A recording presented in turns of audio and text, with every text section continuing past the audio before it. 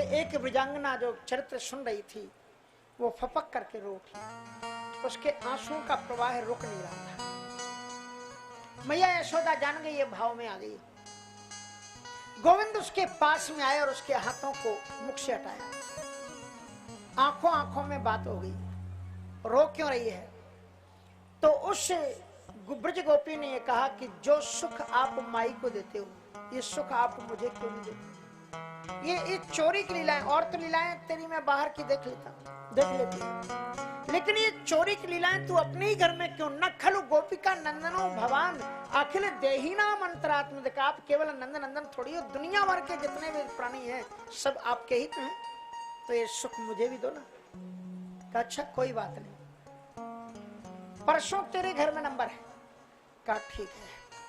अब गोविंद ने एक मंडली तैयार की, जरा घर के बाहर निकले तो एक सखा दिखाई पड़ा झांकता हुआ। कहा इधर आ, क्या नाम है? कहा मधुमंगल, मेरी मंडली में सम्मिलित होगा? बोले बिल्कुल, मैं तो यही प्रतीक्षा कर रहा हूँ। दूसरे को देखा, तेरा नाम? कहा कि मन सुखा। आहा, तू तो मन को सुख देने वाला, तेरी तो बड़ी जरूरत, आजा। इस प्रकार से दधिमंगल मधुमंगल आदि सबको मिलाकर के गोविंद ने एक बड़ी सुंदर मंडली तैयार की। कहा मंडली का रजिस्ट्रेशन कराया जाए, और चौर्य विद्या विस्तार मंडल करके एक मंडली का रजिस्ट्रेशन कराया गया। अध्यक्ष गोविंद हुए, बलराम जी उपाध्यक्ष हुए, मनसुखा आदि को अलग अलग पद दिए गए, और पहला धावा उसी गोपी के घर बोला गया। बेचारी रात भर जागती रही थी। सुबह गोविंद आए, दरवाजा खटखटाया। मेहर, ओ मेहर। बोले हाँ क्या बात है? कहा तेरी सास है ना? बोले हाँ। कहा वो जमुना स्नान करने गई थी? बोले हाँ। कहा रास्ते में उसे एक बैल ने मार दिया, सांड ने, अगर तुझे थोड़ी मोहब्बत हो तो बचा ला। अब वो बेचारी जब तक वहां पर गई तो सास को तो कुछ नहीं हुआ था, वो तो आराम से झम झम करती हुई चली आ रही थी। कहा कि तू यहाँ क्यों आई? बहू से पूछा। कहा कि वो लाला ने बताया कि तुझे सांड ने मार दिया। कहा तू कह रही थी ना गोविंद मेरे भी घर में चोरी करेगा, तेरा माखन साफ, जा अब घर अपने लौट कर। और जब तक वो लौट करके आई तो गोविंद खा पी करके सखाओं के साथ में मूछ पर ताव दे करके खिड़कियों से भाग निकले। अब मूछ तो थी नहीं, वैसे ही ताव देते थे। तो सखी ने कहा ये कोई चोरी नहीं हुई, जब मैं रहूं मेरे सामने करो तब मैं जानू। कहा अच्छा ठीक है, एक सप्ताह बाद तेरे घर में फिर नंबर। अब उसने पूरी तैयारी की। आप देखो भगवान को भोग लगाओ ना तो बड़ा शुद्ध अंतःकरण से आप माखन को जवाओगी तो माखन अपने आप मीठा निकलेगा। ऐसा उसने लगा करके रखा था। गोविंद को भोग लगेगा, भाव के साथ में उपासना कर रही और बड़े ऊंचे शिक्षी में उसने टांगा और उसमें 10 रस्सियों में 10 घंटियां बांधी। उसके नीचे अपने पति का आसन लगा दिया और पति का आसन लगाने के बाद में खुद भी वो जागी। लेकिन गोविंद ने जब प्रवेश किया, कहा भाई आज तो बड़ी तैयारी की गई है, तो उसने क्या किया था, शिक्षे के नीचे अपने पति के पर्यंक को लगा रखा था, वो सो रहे थे। तो पहले तो गोविंद ने आराम से कहा कि भैया इसके पलंग को हटाओ, और पलंग को खिसका के एक तरफ किया। कहा लाला ये तो बहुत ऊंची बंधी हुई शिक्षी, कैसे मटकी को उतारेंगे? कहा कोई बात नहीं, अपनी इतनी बड़ी सेना किस काम की। सो नीचे 10 ग्वाल वाला लगे, 10 के ऊपर 8, 8 के ऊपर 6, 6 के बाद में 4, 4 के ऊपर में 2। और आप वो जानते हो ना मटकी फोड़ लीला होती है जो बॉम्बे की दिखाई जाती है, कितने ऊंचे ऊंचे पहाड़, ऐसे बनकर के तैयार हुई और गोविंद चढ़ गए। कहा लाला सावधान रहना, इसमें घंटियां बंधी हुई हैं। कहा कि हाँ मैंने भी देख लिया। घंटी देवी नमस्तुभ्यम पादस्पर्शम क्षमस्मे। हे देवियों घंटियों हम आपको प्रणाम करते हैं, आप बजना मत। घंटियों ने कोई भी आवाज नहीं। गोविंद ने कहा कि मौनम स्वीकृति लक्षणम, चढ़ गए। शिक्षे को पकड़ लिया, कुछ नहीं हुआ। मटकी को पकड़ लिया, कुछ नहीं हुआ। मटकी के अंदर में हाथ भी डाल दिया, फिर भी कुछ नहीं हुआ। और माखन निकाल लिया, कुछ नहीं हुआ। और जो ही माखन को गोविंद ने अपने मुख में रखा, सारी घंटियां एक साथ बज उठी। और जो ही घंटियां बजी त्यों ही वो गोपी जगी और बगल में मथानी रखी थी, लकुट रख रखी थी, लेकर के दौड़ी। और जहां से गोविंद की ओर दौड़ी तो नीचे की जो सीढ़ी थी ना वो भाग खड़ी हुई। समझ में आ गया ना, नीचे जो सीढ़ी थी, जो ग्वाल ग्वाल थे सब भाग खड़े हुए।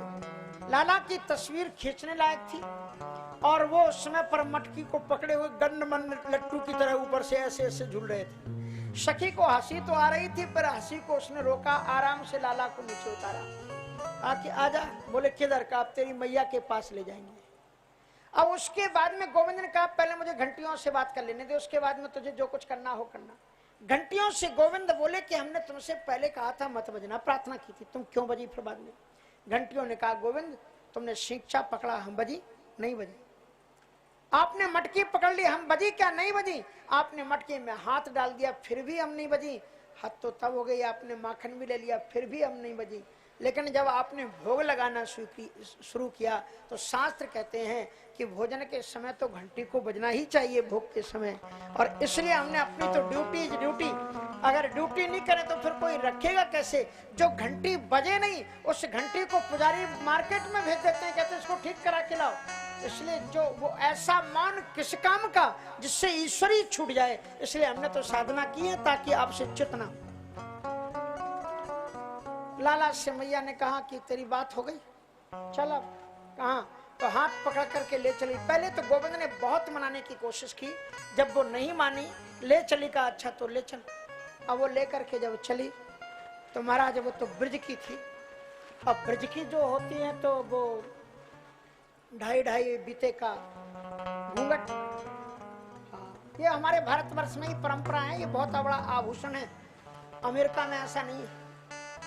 एक बार मैं एक स्वामी जी के साथ में पार्क में बैठा हुआ था न्यू जर्सी में, उसमें एक युवा दंपति पति पत्नी, इंडियन थे, वो मालूम पड़ जा रहा था इंडियन थे पति पत्नी, और वहां पर वो घूम रहे थे पार्क में। और कैसे घूम रहे थे? एक दूसरे के हाथ में हाथ डाले हुए पति पत्नी, एक आप जानते ना ऐसे हाथ डाल करके जैसे दो दोस्त घूमते, और कुल्फी आइसक्रीम खाते हुए पार्क में घूम रहे थे। एक स्वामी जी ने कहा देखिए वेदांती जी, क्या क्या आनंद है ये भारत में, ये अमेरिका, ऐसा इंडिया में हो सकता है? इंडिया में कोई केयर नहीं पत्नी का। पति जब किसी दूसरे गांव के लिए जाता है तो सिर पर लाठी रख करके एकदम इतनी बड़े बड़े डग मारता हुआ चलता है, बेचारी पत्नी उस रास्ते में भी घूंघट काट करके और 7 कदम पीछे चली आ रही। और ये देखो यहाँ क्या आनंद है, हाथ में हाथ डाल करके घूम रहे। हमने कहा कि उसका रीजन है भारत में इसकी जरूरत नहीं है। क्या मतलब? हमने कहा कि यहाँ की पत्नी को कोई भरोसा नहीं कि मैं इसको छोड़ दूं तो पता नहीं किसके साथ में चला जाए, इसलिए वो हाथ पकड़ करके रहती है। और पति को भी भरोसा नहीं मैं इसे छोड़ दूं तो पता नहीं किसके साथ में चली जाए, इसलिए वो भी हाथ पकड़ के रहता है। लेकिन भारत के वर्ष के पति को मालूम है कि मेरी धर्म पत्नी है, चाहे उससे मैं 7 कदम भी दूर छोड़ दूं तो भी वो मेरी ही रहेगी और मेरे ही साथ में चलेगी। और पत्नी को भी मालूम है मेरा पति कहीं भी जाए पर वो मेरा है, क्योंकि धर्म की साक्षी पूर्वक यहीं पर 7 परिक्रमाएं होती हैं और यहीं पर वेद ब्राह्मण अग्नि सूर्य पृथ्वी को साक्षी मान करके विवाह संस्कार होता है। बड़ी तेज गति से गोविंद को लेकर के जा रही थी। कन्हैया ने कहा कि तुझे थोड़ी भी दया नहीं, और मेरे इस छोटे से इस कोमल हाथ को तूने कितनी कठोरता से पकड़ रखा है। उसने उस हाथ की जगह पर कन्हैया ने कहा मेरा दूसरा हाथ पकड़ ले। वो घूंघट डाली हुई थी, उसे पता नहीं, और उसके पति को ही व्यामोहित करके उसी का हाथ पकड़ा दिया। अब बीच बाजार में बड़ी तेज गति से चली जा रही। ब्रजवासी कहते हैं इसको क्या हो गया? कन्हैया तो उधर से दौड़े और पीछे से आकर के जो माँ छोटा सा खटोरा लगाती थी उसमें रेशमी गद्दा और उसको आराम से मुंह ढक करके सो गया। इधर वो सखी आई, दरवाजा खटखटाया, मैया जसोदा। और जसोदा जी ने कहा क्या हुआ, सुबह सुबह हल्ला मचा रखा है? कहा कि तू कहती थी ना मेरा लाला अगर चोरी करे तो लेकर के आ, आज मैं तेरे लाला को पकड़ के लाई हूँ, आज देख लीजिए। मैया ने जो देखे तो बार बार उसको देखे और बार बार उसके पति को देखे।